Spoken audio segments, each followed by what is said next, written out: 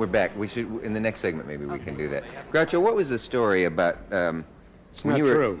No, when you were on the road. Yes. There's a story about a lady and a baby carriage or something that you met, Yes. and no one would tell me the story, but they said to ask you about it. It's rather interesting. We used to pick up girls after each performance. No. You know, we'd roam the town like Muncie. This happened to be Muncie, Indiana. And there was a young girl around 20 years old. She was wheeling a baby carriage. Mm-hmm.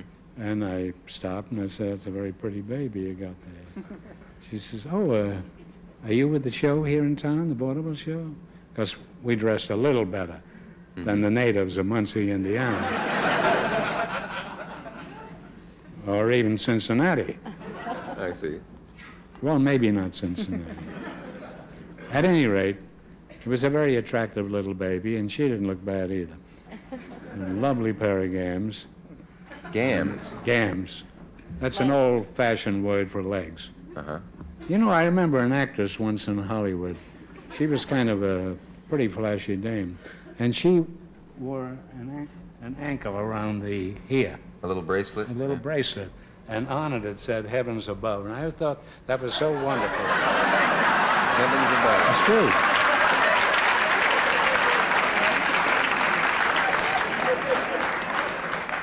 And I've subscribed to that theory for years.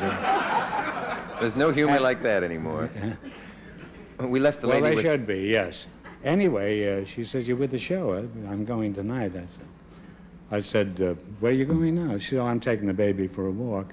I said, "Are you the mother?" She says, "Yes." Mm-hmm. She was lying, like most women. And she lived in a one-story house. It's kind of an old-fashioned Midwestern shack. And she invited me upstairs, and I went upstairs. I was smoking a big cigar. And she put the baby to sleep, and then I was sitting on the couch with her. And I was doing fairly well, considering I was smoking while I was kissing her.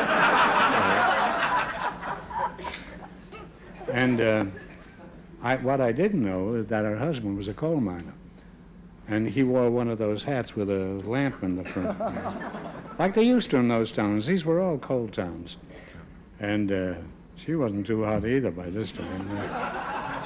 At any rate, I was sitting with her, and nothing, you know, just my arm around her and kissing her and smoking. It was lovely sitting there. The baby was asleep, and suddenly I hear the footsteps coming up to the first floor. And she says, "My husband, you told me this was your sister's baby." She says, "It isn't, it's my husband's baby." I says, "Well, what'll I do?" She says, "Well, run in the closet there." There was a closet right there. I ran in the closet, and there were about raincoats in there, and heavy coats, and ulsters, and all kinds of miscellaneous clothing. And in my excitement, I had left the cigar on the couch where I'd been making love to this girl. Your cigar was right in plain sight? Yes, it was right there on the couch. So he comes in, he smells cigar smoke. He says, "You got somebody in here?" She says, "Well, you know I wouldn't do that. You know I'm a happily married woman." So he said, "I'm going to search this place, and if there's anybody here, I'll kill him." This is not the ideal way to make love. Now he starts. He first goes in the kitchen, and I grabbed the cigar, and I took that with me in the closet. Now he comes back, and he says, "There was a cigar there a minute ago. Where is it? There's somebody in this place, and I'll kill him if I can find him." He opens the closet door there, and he feels, I don't know, you better feel him. And he felt me, you know, all over. I could feel his hands on me, but he couldn't see me. It was dark in the closet there. I was shivering like this. So he finally goes back in the kitchen. "I'm going to find that guy. It was the last thing I do." And I jumped out of the first-story window and got back to the theater. So, well, that's all there was to it, but I could have been killed by a coal miner in Muncie, Indiana. And that isn't the way I wanted to end my life. No, because I had notions that I was going to succeed in show business eventually, and then I wouldn't be killed by a coal miner. What went through your mind when the guy's hands were... Well, it's pretty hard to say. It's about 45 years ago. Yeah, but, must have been terrified. Oh, I was terrified. Yeah. Hardly, they had a tough time getting me to go on the stage that evening, the other boys. I told them about this experience, but they were proud of me that I escaped. Did that teach you to be more prudent? No, I wouldn't say so. I think it made me more daring. Had I been killed that afternoon, I would have been more prudent.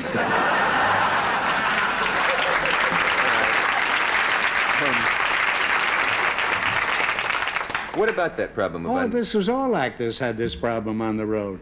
We had no girls except a few in the act. By this time, we were familiar with the girls in the act. Mm-hmm. We didn't pay any more attention to them. You'd run out of conversation. We were looking for fresh stuff in these towns. And there was an old saying that when the actors come to town, hide the daughters.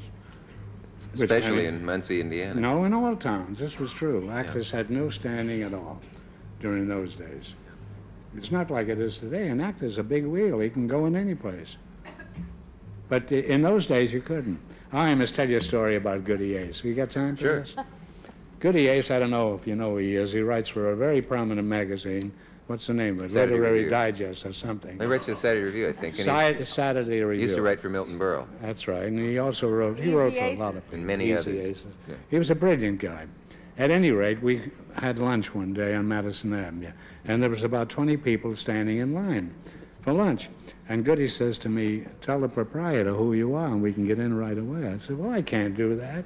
These other people are standing in line. I'm going to stand in line with them. So the head waiter came out and he recognized me. I was doing the quiz show then. He says, Groucho, what are you doing standing in line? I said, I'm waiting to go and have lunch. So he says, come on in. I have a table for you. And that fellow you were there, whoever he is, he had no idea who he was. Mm-hmm. So we went inside and I was sitting down and Goody Ace was grousing. I don't know how well you know him. He said, I don't understand this. I've written for every prominent magazine. I lecture at colleges. I've had my own shows and Broadway plays and everything. And here you come along and you get a table immediately. I says, Goody, don't you understand it? You have talent, there's no doubt about it. But actually, you're a non-entity. You couldn't get in any place without me. And it spoiled his whole lunch, and he never got over that. I think it would. Well, it's terrible to find out that actually, he was a non-entity. Yeah. And I kept insisting on this. But we're very close friends. Even in spite of that kind of treatment, you're close friends. Yes, you're very rough on your friends, but they come back for more and they find you funnier and funnier. Well, I question that, but... well, that's what they say. Harry Ruby, you insult him mercilessly, and... Yes, I do, but he requires it. We have to pause. We'll be right back.